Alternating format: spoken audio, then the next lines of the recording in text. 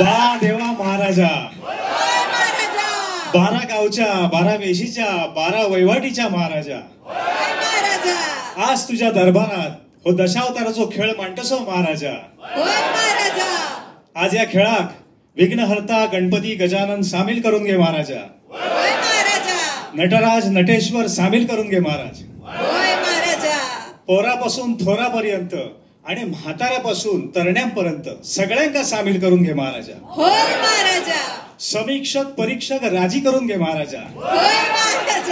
Single screen पासून multiplex पर्यंत आणि तंबू पासून OTT पर्यंत सगळ्यांका राजी करून सामील तू करून घे महाराजा. आणि आम्ही लेकरांनी मिळून हो खेळ या कलाकृतीच्या रूपात मांडलेलो असा, त्याका उदंड यश देऊन या मराठी सिनेमाचो झेंडो उंच गगनात भिडून दे रे महाराजा. गणपती बाप्पा.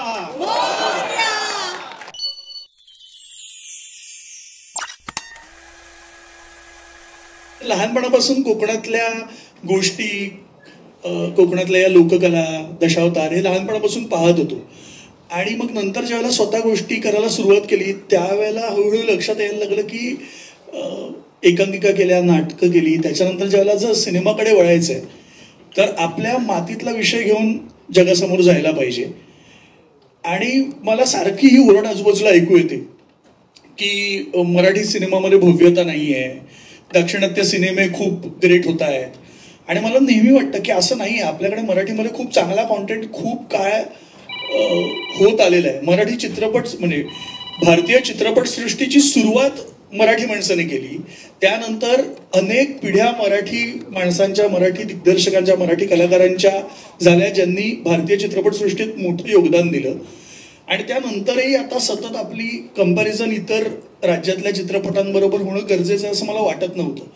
पण त्याच वेळेला मी हा विचार करत होतो की असं काय आहे की ज्याच्यामुळे मराठी चित्रपटांकडे पाहण्याचा दृष्टिकोन आपण बदलू शकू.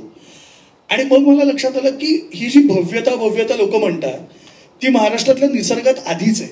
ती भव्यता आपल्या लोककलांमध्ये आधीच आहे, ती आपल्या माणसांमध्ये. मग हेच जर आपल्याकडे आहे तर मग आपण ते सगळ्या जगासमोर अभिमानाने का दाखवायचं नाही. मग असं अनेक वेळेला होतं की मराठी चित्रपटांची बजेट्स कमी असतात म्हणून आपण ते पोहोचवू शकत नाही वगैरे ही कारणं दिली जातात. मग आम्ही विचार केला की नाही, जर केवळ हेच कारण असेल तर जे आपल्याकडनं होणं शक्य आहे मराठी सिनेमा हा जागतिक तोडीचा करण्यासाठी. आणि पुन्हा एकदा हा काही भाषांच्या वादाचा प्रश्न नाहीये, पण जर आपल्या मातीतली गोष्ट ही मराठी भाषेत सांगणं ही गरज असेल तर मराठी भाषेतच हा सिनेमा व्हायला पाहिजे. आणि मराठी भाषेतला सिनेमा हा जागतिक स्तरावर पोहोचला पाहिजे. मग भाषेचं बंधन राहणार नाही. आपण जर त्या कुवतीची गोष्ट सादर करू शकलो तर मला असं वाटतं की भाषांच्या पलीकडे जाऊन लोक हा सिनेमा पाहू शकतील असं मला वाटलं. आणि म्हणून आम्ही हा सिनेमा बनवण्याचं ठरवलं. मी नटरंग केला तेव्हापासून अनेकांनी कोकणात विचारलं की आपल्या मातीचं कधी करणार तू, पण तशी संधी येत नाही, कारण तसा दिग्दर्शक, तशी गोष्ट यावी लागते. त्यामुळे सुबोधने जेव्हा पहिल्यांदाच सांगितलं तेव्हा मी म्हटलं मी नाही म्हणायचं काहीच नाही प्रश्न, की मी कधीपासून सुरुवात करायचं. आणि इतकं त्याचं स्क्रीन प्ले त्याने जो केला होता, ते एखादं काम घेऊन येतात ना तुमच्याकडे तेव्हा असं असतं की होईल की बरेचदा मला असं म्हणतात माझे मित्र की तू नाही घेऊनच जातोस भेटायला लोकांना की मला नाही करायचं. पण या तिघांनी गोष्ट सांगितली आणि बऱ्याच ठिकाणी असं होतं की ते करत ज्या भाषेतलं असतात त्यांना त्याचा गंध नसतो. म्हणजे काय ना हम लोग ऐसे करते अशीच सुरुवात करत मराठी सिनेमाला. पण तर ह्या तिघांनी हे सुरुवातीपासूनच मराठीत, आणि आम्ही कसे कोकणातले आहोत, आम्ही तिथे जाऊन सुट्टीमध्ये आम्ही परदेशात जात नाही, कोकणातच जातो, हे जे ज्या प्रकारे सांगितलं ते मला वाटलं की हे नक्कीच काहीतरी याला अर्थ आहे आणि मजा येणार. एवढे वेगवेगळे लोकेशन आणि रात्रंदिवस शूट आणि हे वय कसं काय जमवलं? हे वय म्हटलं तसं चालू असतं.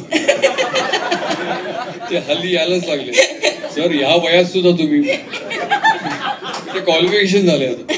नाही, अगदी प्रामाणिकपणे सांगायचं तर मी आता खरोखरच प्रेक्षक म्हणून बघितले. म्हणजे नट मी ह्याच्यामध्ये आहे हे विसरून गेलो.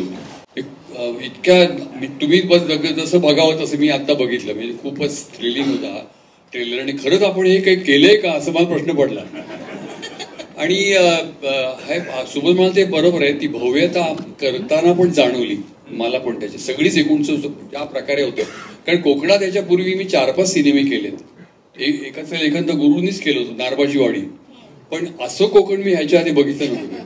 इतकी कोकणाची ब्युटी, कोकणाचं आतलं सगळं जंगलं, त्याची ते नद्या, सगळ्याचा वापर, सगळ्याचा उपयोग या सिनेमात सोबती करून घेतलाय.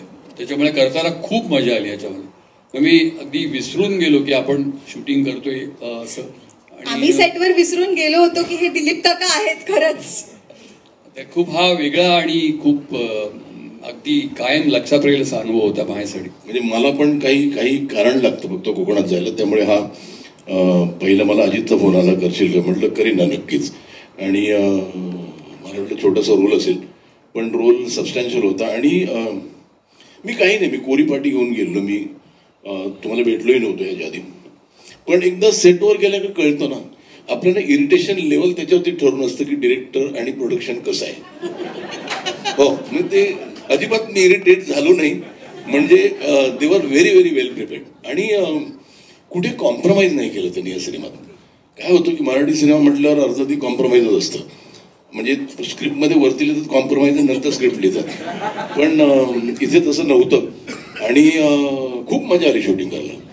आणि कोकणात आहे त्यामुळे काही एक तर खाण्यापिण्याचे आबाळ नसतात कोकणात.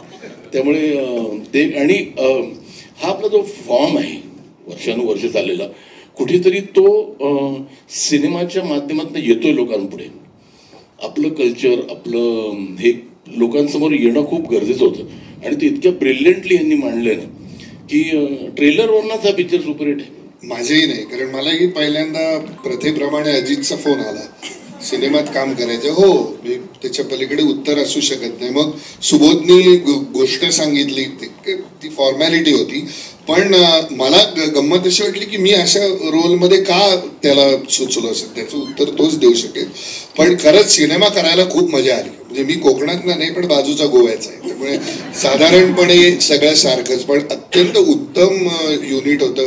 काम करायला खूप मजा आली. आणि आता सगळे जे म्हणतायत ना, ते सगळ्यात महत्वाचं मला असं वाटतं की आत्ता जो काळ आहे, तुम्ही फक्त सिनेमा नाही तर तुम्ही कथा, कादंबरी या कुठल्याही क्षेत्रात जा, जमिनीशी नातं असलेलं लेखन आणि त्या सगळ्या कलाकृती आत्ता मोठ्या प्रमाणात महाराष्ट्रामध्ये घडतायत. ही अत्यंत महत्वाची गोष्ट आहे. कारण तुम्ही महाराष्ट्रात जर आत्ता बघितलं तर इकडचे म्हणजे कथा लेखक किंवा ही सगळी मंडळी खरं तर मुंबई पुण्याची नाहीच आहे, ती आतल्या मुंबईच्या आतल्या भागातली आहेत. आणि त्यामुळे ते मातीत शिरून म्हणजे जे काम एकेकाळी श्रीरा पेंडसेंनी केलं ती आता हे करतायत. आणि त्या पद्धतीचा हा चित्रपट आहे याची खात्री आहे. आणि हा सर्व स्तरातल्या लोकांना आवडणार, कारण चित्रपट हा नुसताच मातीतला नाही तर त्याच्यात उत्कंठा आहे, त्याच्यात व्यक्तिरेखा आहे, त्याला उत्तम कथानक आहे आणि अतिशय सक्षम अशी त्याची मांडणी आहे. म्हणून हा चित्रपट सर्व लोकांना आवडेल आणि तो मोठ्या प्रमाणात बघितला जाईल. गेली 20 वर्ष मी सरकार 2005 जूनमध्ये रिलीज झाली होती. त्याच्यानंतर लगेचच मी साऊथला गेलो आणि मला सतत एक रुखरुख असायची की हेच जे मी साऊथला करतो हे जर माझ्या मातृभाषेत असेल तर किती बरं वाटेल. आणि ती कुठेतरी एक तहान होती ना, ती मला वाटतं यांनी मला बोलवलं आणि ऐकवलं. आणि त्यावेळेस मला लक्षात आलं असं की, आणि ज्यावेळेस प्रत्यक्ष आम्ही शूटिंगला गेलो ना तर खात्री झाली. आणि आता ट्रेलर पाहिल्यानंतर तर मी लिहून देतो आणि सही करतो खाली का आता दिवस सुरू झाले. आणि 20 वर्षाची तहान जी माझी होती ना, माझी वैयक्तिक, माझ्या मातृभाषेत काहीतरी असं व्हावं, आणि ते मला मिळालं. खरं तर ही नाट्यकला मी आज पहिल्यांदा बघितली. याआधी कधी बघण्याचा योग आला नाही. आणि सिनेमात पण माझं पात्र जे आहे त्याचा या नाट्यकलेशी तसा संबंध येत नाही, पण बघायची इच्छा खूप होती. सो तुम्हाला तिघांचेही खूप आभार, तुम्ही आम्हाला ही कला दाखवलीत. आणि सुबोध सर, युगंधर सर, सगळ्यांचेच खूप आभार. त्यांनी माझी या सिनेमासाठी निवड केली, कारण एवढा भव्य दिव्य ऐतिहासिक सिनेमाचे आपण भाग आहोत. ही गोष्टच खूप माझ्यासाठी अभिमानास्पद आहे. त्यात माझं लहानपणापासूनचं स्वप्न होतं की मला दिलीप काकांसोबत एकदा तरी काम करायचं आहे, कारण त्यांना घाबरण्यापासून थेट त्यांच्यासोबत काम करण्याचं स्वप्न बघत होतो मी. आणि पहिला सीन त्यांच्यासोबत होता माझा शूटिंगच्या दिवशी, आणि खूप घाबरलेलो होतो, पण त्यांनी खूप छान सांभाळून घेतलं मला. सगळ्यांसोबत माझा पहिला सीन जो होता त्याच्यामध्ये मी जनरली घाबरलेलोच होतो. आणि तुझा रोलही खूप म्हणजे कळेल लोकांना. मी अजूनही घाबरलेलोच आहे. मग मी रिलीज पर्यंत घाबरलेलोच असणार आहे. त्यामुळे तुम्ही सदान कदा सिनेमात मी घाबरलेलो आहे. तर खूप उत्कृष्ट ट्रेलर आहे. ट्रेलर बद्दल तुम्हाला सिनेमाबद्दल कळलेलंच आहे. सगळ्यांनी सगळं बोललेलंच आहे. माझ्याकडे बोलायला काहीच राहिलेलं नाहीये. आणि त्यामुळे आवर्जून सिनेमा बघा 12 सप्टेंबरला. धन्यवाद. नमस्कार. सगळेच जण माझ्या मते कोकणाशी जोडलेलेच आहेत इथे आणि मीही कोकणातली आहे. आणि आत्तापर्यंत सोशल मीडिया प्लॅटफॉर्मवरती वगैरे किंवा कार्यक्रमांमधून शास्त्रीय संगीत असेल किंवा लोकगीतं असतील बऱ्यापैकी प्रेक्षकांनी ऐकलेली आहेत. पण ह्या चित्रपटाच्या निमित्तानं माझं पहिलं प्लेबॅक आहे. एक प्रेमगीत मी ह्याच्यामध्ये गायली आहे. आणि त्यामुळं मी AV सरांचे, गुरु सर तुमचे मनापासून आभार मानते. आणि सुजय सुबोध इतक्या कमाल उत्कृष्ट कलाकृतीचा एक भाग मी झाली याचं मला खरंच खूप एक समाधान आहे. आणि खरंच मला बरं वाटतं की अरे इतक्या छान कलाकारांसोबत आपल्या मातीतल्या काहीतरी येतं आहे बाहेर. तर त्याचा मी एक छोटासा भाग आहे. तर गाणं लवकरच येईल. त्यामुळं कमाल कमाल. थँक्यू.